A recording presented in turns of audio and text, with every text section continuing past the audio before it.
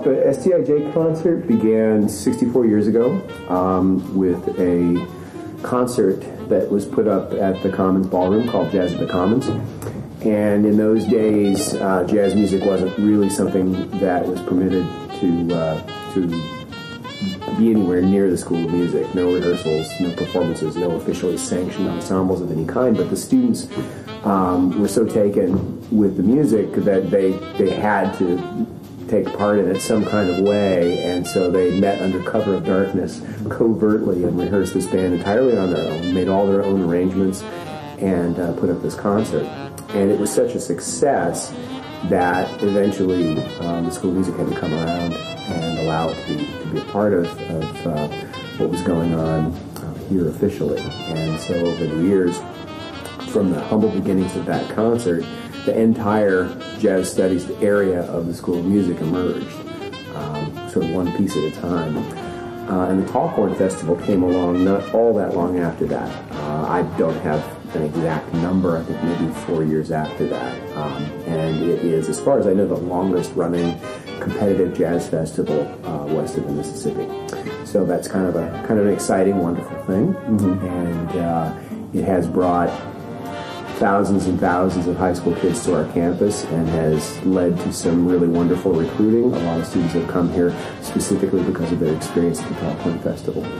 It's an educational opportunity on a lot of different levels. The first thing that they get out of it is their own personal clinic. Every band that comes through gets a 25-minute clinic with a professional educator, and all of the guys that hire as clinicians are also performers. So the people that they are working with have a dual perspective of how the music feels and sounds from a practical point of view, as well as a life in music education, so they understand how to get that across to younger students. And then the next educational aspect is the clinic aspect. Our SDIJ guest artist each year provides a clinic every day at noon that addresses usually some topic of improvisation or ensemble play. And they usually try to find a way to make that useful across the spectrum of levels, which is not easy to do. And then the third educational opportunity is the younger students getting a chance to hear more advanced ensembles, getting a chance to hear the UNI bands, all three of the big bands, and usually occasionally some small groups as well. It's a 2-day festival, which there are not very many 2-day festivals around the state. And we offer this opportunity for schools of all sizes. The competitive aspect is organized according to class. We also offer competition for second bands. The content, the educational content, is not in any way graded in that sense. The clinicians treat each band as they are, and work with the students wherever they happen to be, and try to bring them along, give every student something that they can take home, and work on to continue to improve. The most rewarding part is getting a chance to see the interaction on stage between the guest artist and the members of Jazz Band 1, and then how the audience responds to that. It was truly gratifying to have prepared the band to a certain level on the music, but then when Dave Douglas arrived, to have the band go from here just instantly to here, just by virtue of the fact that he was there. And then with the modeling with his instrument, and then the things he said to the band, they jumped up even a little bit more. And then with the excitement of playing for a full house last night, they jumped even more. So it was a pretty remarkable experience last night as an educator. Well, so many of these guys, and rightly so, have the charts the way they're written, but they have things that they've changed or like to do differently. And my only frames of reference are the actual artifact, the physical chart itself, and the recordings.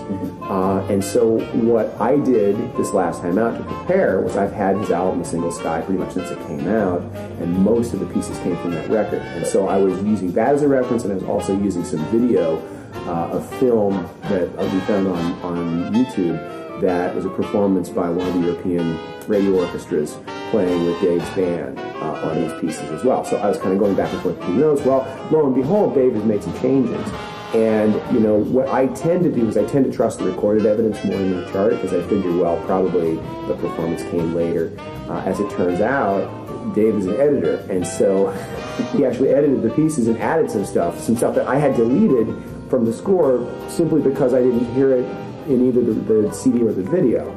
And he said, I added some. I went back later and added some stuff because that wasn't a full band, and so I wanted to flesh it out. Oh, okay, so it's all back in, guys, and they were fine.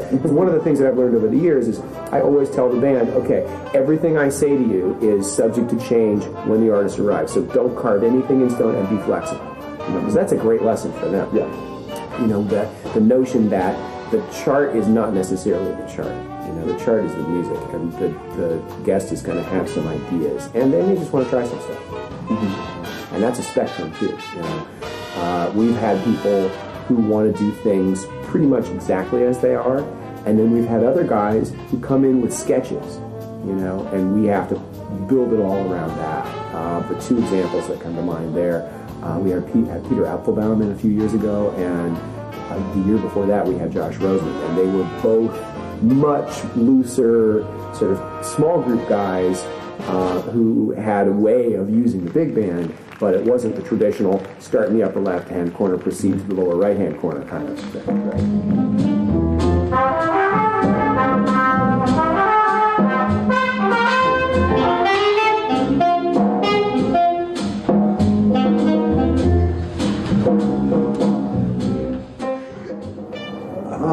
I think it's really important for young musicians to be around other young musicians.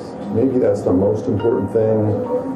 When I found people my age that were playing jazz, that's when it really took off for me.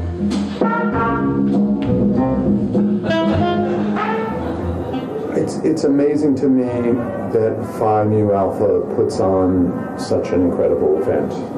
There's so many people, so much organization. Chris is absolutely amazing to have it all together and be so relaxed and be such an outstanding musician. The band that he's leading is one of the top groups that I've been involved with in schools around the country. So to put all that together, it's very unusual, and it's a great place for people to congregate and find out more about the music. I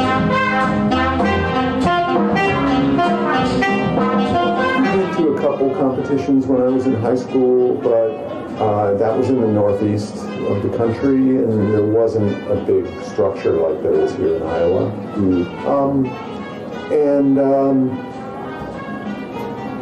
I would say, you know, for me growing up, I was really interested in small group playing, you know, combo playing, and I wasn't really in big bands. And so artistically for me, you know, I'm 51 now, and it's like a big turnaround for me to be doing all this work with big bands, because it wasn't something that I did as a kid. I think maybe it's Tallcorn and maybe it's the competitions and whatnot, but it seems like in the public schools all around the state, people are being introduced to playing jazz in various different ways. Now, jazz is such a broad category. There's so many different kinds of ways of playing it, and people are playing it all around the world. So, of course, every region is going to have its own identity and its own way of seeing it. But I think what I was trying to say on stage is that having that encouraged in the public school environment is really huge and really important, and not something that happens everywhere. I would say to bands that are thinking about coming and band directors, it's a really important environment to introduce your band to. Not only to you know, a jazz band is like a team. So not only to encourage that team play, team spirit, but also to be around all these other teams and seeing, like in my master class, I thought what was interesting was there was a lot of kids from different schools. And I brought them up to play, and everybody's school was cheering for their musician who was on the stage. And it just was it was a good feeling all around. And I felt like by the end, the other schools were cheering for the other kids, and yeah, I think that's really important. You know, music is about sharing, it's about humanity, it's about our culture. So to see it come across on a very personal level is really indispensable.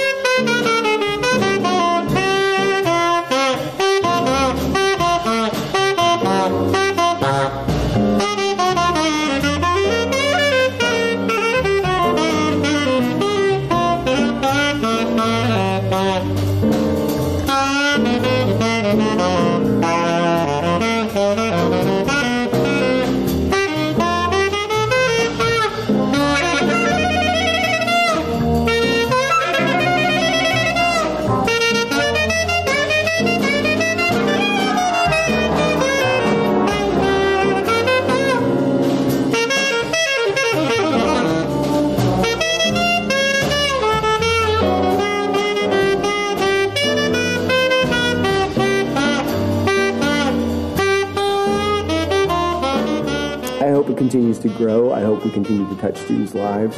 I hope we continue to generate a vibe like we did last night.